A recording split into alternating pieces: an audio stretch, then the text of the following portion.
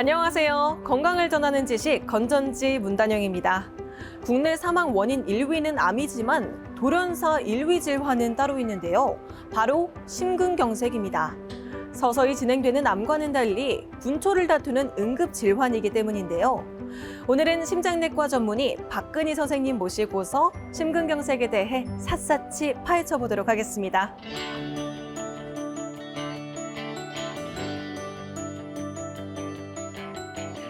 네, 심장내과 전문의 박근희 선생님 모셨습니다. 안녕하세요. 네, 안녕하십니까. 네, 심근경색이 돌연사 1위 질환이라고 하니까 좀 무서운데요. 어떤 질병인지 설명 한번 부탁드립니다. 심근경색은 심장 근육에 산소가 부족해지면서 근육이 경색되는 것, 근육이 썩거나 손상되는 모든 질병을 뜻하고 있습니다. 그럼 심근경색의 발병 원인은 뭔가요? 가장 흔한 원인은 심장에도 이제 혈액이 공급되기 위해서 동맥이 필요한데 왕관 모양처럼 생겼다고 해서 관상동맥이라고 하는데요. 이 관상동맥 자체에 동맥경화가 생기면서 동맥경화반이라고 하는 그 플라크가 파열되면서 혈전이 생기면서 갑작스럽게 심근으로 가는 혈류가 차단되면서 경색이 일어나게 됩니다. 그럼 어떤 사람들이 고위험군에 해당이 되는지도 궁금합니다. 네, 심근경색의 가장 흔한 원인이 관상동맥 질환인 만큼 당뇨, 고혈압 환자분, 고콜레스테롤 혈증 환자분, 그리고 콩팥 기능이 안 좋은 만성 콩팥병 환자들, 또 다리혈관도 이제 우리 몸의 중요한 말초동맥 중 하나인데 이런 말초동맥 질환이 있는 분들도 심근경색의 위험이 3배에서 5배 이상 된다고 되어 있습니다. 예고 없이 찾아오는 질병인 만큼 전조 증상도 굉장히 중요할 것 같은데요. 대표적인 전조 증상은 혹시 뭐가 있을까요? 네, 심근경색은 심장에 이제 피가 안 가서 생기는 경우가 가장 많기 때문에 우리 흔히 알려져 있는 흉통 증상으로 가장 많은 분들이 내원하게 됩니다. 이 흉통은 짓누르는 듯한 통증이거나 쥐어짜는 듯한 통증이 가장 전형적인 증상이고, 하지만 이런 통증이 이제 심해진다면 팔이나 또 어깨, 등 등으로 방사될 수도 있어서 이런 방사통이 동반될 수도 있고요. 명치 통증이나 아니면 구토 증상이 심근경색으로 발견되는 분도 있어서 본인이 이제 느끼기에 처음 느껴보는 극심한 통증이 이 가슴 부위에 발생한다면 심근경색을 의심해 봐야 될 것 같습니다. 심장의 통증이면 굉장히 고통스러울 것 같은데 그 정도 통증은 얼마간 지속이 되나요?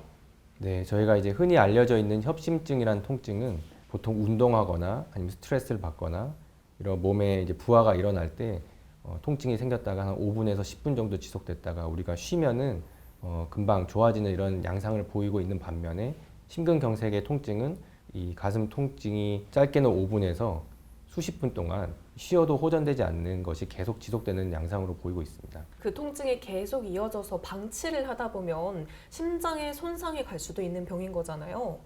네, 그렇다면 골든타임이 굉장히 중요할 것 같은데 골든타임은 어떻게 되나요? 저희가 심근경색을 진단할 때 가장 먼저 시행하는 것이 심전도라는 검사인데요. 이 심전도 검사에서 특징적인 변화를 보이는 심근경색의 경우에는 골든타임을 2시간 정도로 생각하고 있습니다. 그럼 그 정도로 정말 위험한 병인데 네. 어떻게 치료가 되는지도 궁금합니다. 여러 가지 원인으로 심근경색이 발생할 수 있지만 가장 흔한 원인인 그 관상동맥 질환에 의한 심근경색은 관상동맥 자체가 막힌 것을 이제 해결해 주는 것이 1차적인 치료가 되겠습니다. 그것은 이제 약물 치료가 병행되면서 스텐트 삽입술이라고 하는 시술이나 관상동맥 우회 수술이라고 하는 막힌 혈관 뒤쪽으로 우회 혈관을 연결해주는 수술적 치료까지 포함하고 있습니다. 그럼 만약에 그렇게 수술적 치료까지 진행이 됐을 경우에는 회복 기간은 얼마나 걸리나요? 네, 내과에서 하는 시술의 경우에는 입원 기간은 보통 특별한 문제가 없다면 한 2, 3일 정도 되고 한 2주 정도면 충분하게 이제 시술 부위가 다 낫고 일상생활에 복귀할 수 있어서 그런 점에서는 이제 시술이 이제 회복적인 측면에서는 좋을 수 있겠습니다. 하지만 어떤 환자분들은 혈관 자체가 병이 너무 심하시거나 아니면 시술로는 할 수 없는 경우도 있습니다. 그런 경우에는 저희가 장기적으로 환자분들의 이제 질병 경과나 예후를 개선시키는데 수술이 더 좋을 것으로 판단되면 수술을 먼저 권유드리기도 합니다. 수술의 경우에는 외과에서 진행하게 되는데 최대 한 3개월 정도는 걸릴 수 있고 입원 기간은 보통 특별한 문제가 없다면 한 2주 정도 걸릴 것으로 생각됩니다. 네. 이런 병들에는 항상 합병증이 따라오잖아요. 심근경색에는 어떤 합병증이 있는지도 말씀해 주시면 감사하겠습니다.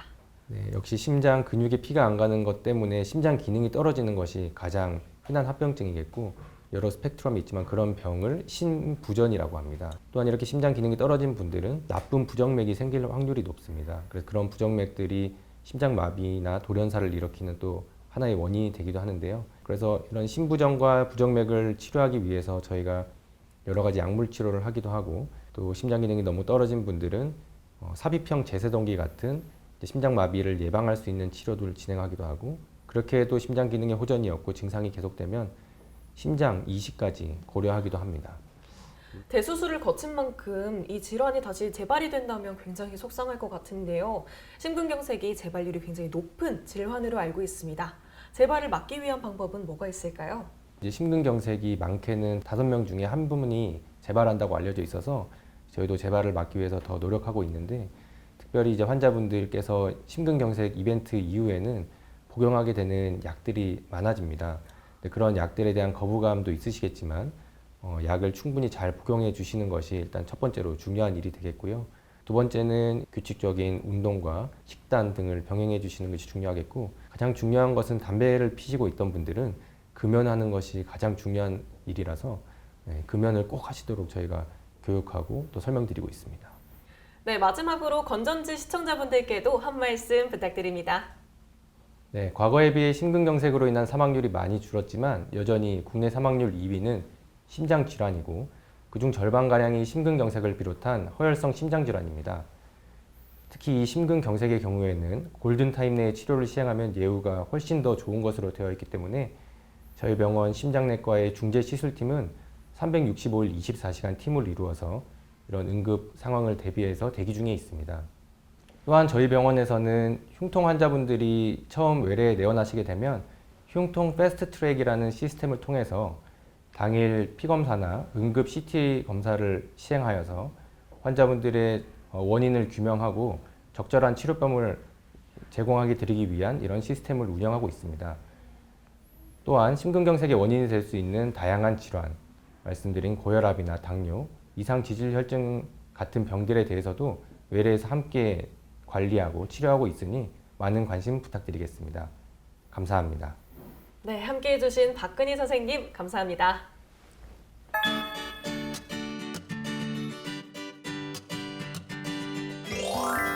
나의 건강을 지키는 첫걸음은 몸이 보내는 건강 신호를 무시하지 않는 것에서부터 시작됩니다. 몸이 보내는 건강 신호를 잘 캐치하셔서 골든타임을 놓치지 마시길 바랍니다.